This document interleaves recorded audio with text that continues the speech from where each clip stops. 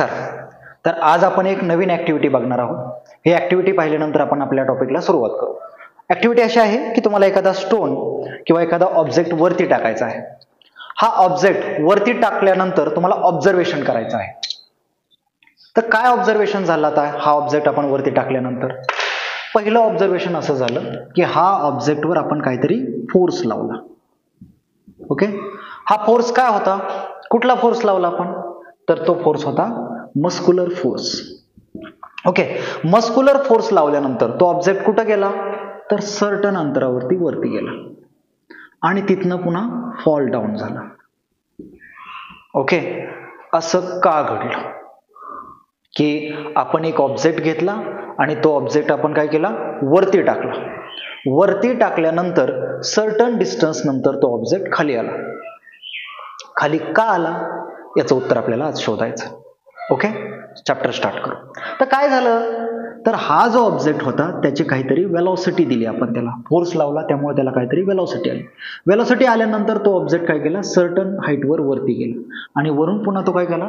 खाली आला. मग आता पहिलं ऑब्झर्वेशन होतं आपलं वेलॉसिटी बद्दल. वरती जात असताना याची वेलॉसिटी काय झाली? तर कमी कमी झाली आणि शेवटी काय झाली? 0 झाली. ओके, नंतर तो खाली येत असताना वेलॉसिटी काय झाली? वाढत वाढत गेली आणि तो काय झाला? शेवटी खाली पडला. ओके, हे दोन ऑब्झर्वेशन आपल्या डोक्यात आलं की पहिलं ऑब्झर्वेशन, ऑब्जेक्ट वरती टाकल्यानंतर त्याची जी वेलॉसिटी होती ती काय झाली? कमी कमी झाली, सर्टन हाईट पर्यंत गेला आणि नंतर खाली पडला. नंतर आपल्याला असा प्रश्न पडला की हा ऑब्जेक्ट खाली का आला? ओके, तर हा ऑब्जेक्ट का खाली का आला? त्याचं उत्तर आहे अर्थ ग्रॅव्हिटेशनल फोर्स. ओके, तर या टॉपिकची सुरुवात करू आपण. टॉपिक असा आहे की पृथ्वी तिच्या जवळ असणाऱ्या प्रत्येक ऑब्जेक्टवर फोर्स लावते. पृथ्वी तिच्या जवळ असणाऱ्या प्रत्येक ऑब्जेक्टवर फोर्स लावते. हा फोर्स कुठे असतो? तर तो फोर्स नेहमी तिच्या सेंटर कडून लागतो. का सेंटर कडून लागतो? तर आपल्याला न्यूटन्स युनिव्हर्सल लॉ माहिती आहे की कुठल्याही वस्तूचं मास ज्या पॉइंटला कॉन्सन्ट्रेट झालेलं आहे त्या पॉइंट कडून फोर्स लागतो. तसंच या अर्थचं जे मास आहे ते कुठं कॉन्सन्ट्रेट झालेलं आहे? तिच्या सेंटरकडे. त्यामुळे नेहमी अर्थ कुठल्याही वस्तूला कुठं ओढायचा प्रयत्न करते? Toward the centre. म्हणजे पृथ्वीवर कोणतीही वस्तू असेल तर त्या वस्तूला पृथ्वी स्वतःच्या सेंटरकडे ओढायचा प्रयत्न करते. यालाच आपण म्हणतो अर्थ ग्रॅव्हिटेशनल फोर्स.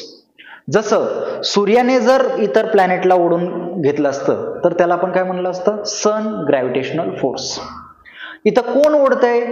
तर अर्थ ओढते. कुणाला ओढते? तर तिच्या जवळ असणाऱ्या प्रत्येक गोष्टीला. कुठं ओढते? Toward the centre. यालाच आपण काय म्हणतोय?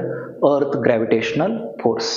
मग परत आपल्याला असा प्रश्न पडतो की इतर असणाऱ्या सगळ्या वस्तू जर खाली पडत असतील त्याच्यावर अर्थ ग्रॅव्हिटेशनल फोर्स लागतोय, तर मग सर्टन हाईट वरती गेल्यानंतर किंवा दूर गेल्यानंतर तो फोर्स लागतोय का? तर लागतोय, पण तो फोर्स कमी असतो. त्यामुळे त्या वस्तू आपल्याकडे अट्रॅक्ट होत नाहीत. म्हणजे सर्टन इन्फ्लुएन्स पर्यंत हा फोर्स स्ट्रॉंग असतो. एक सर्टन हाईट नंतर तो फोर्स काय होत जातो? कमी कमी होत जातो. या प्रश्नाचं उत्तर मिळालं. नंतर जर आपण ऍपल पाहिलं किंवा एखादा ऑब्जेक्ट पाहिला तर तो मात्र ग्रॅव्हिटेशनल फोर्सने खाली येतो. पण मून का खाली येत नाही? या अर्थ वरती हा मून आहे, हा मून का खाली येत नाही? तर त्याचा आन्सर आहे मूनला स्वतःची किंवा चंद्राला स्वतःची काय आहे? वेलॉसिटी आहे आणि त्यामुळे तो काय करत नाही? पृथ्वीवर पडत नाही. पण या वेलॉसिटीमुळं हा काय करतोय? सर्क्युलर मोशन मध्ये मूव्ह होतोय. का? तर याच्या वरती कंटिन्युअसली सेंट्रिपिटल फोर्स ऍक्ट होत आहे. तर आज काय पाहिलं आपण? पृथ्वी प्रत्येक गोष्टीवर, तिच्या जवळ असणाऱ्या प्रत्येक गोष्टीवर एक फोर्स लावते. त्या फोर्सलाच आपण काय म्हणतोय? अर्थ ग्रॅव्हिटेशनल फोर्स. हा पृथ्वीने लावला म्हणून आपण त्याला अर्थ ग्रॅव्हिटेशनल फोर्स असं म्हणतोय. हा फोर्स कुठपर्यंत असतो? तर सर्टन टाइम पर्यंत प्रभावी असतो. तिथनं पुढे तो कमी कमी होत जातो.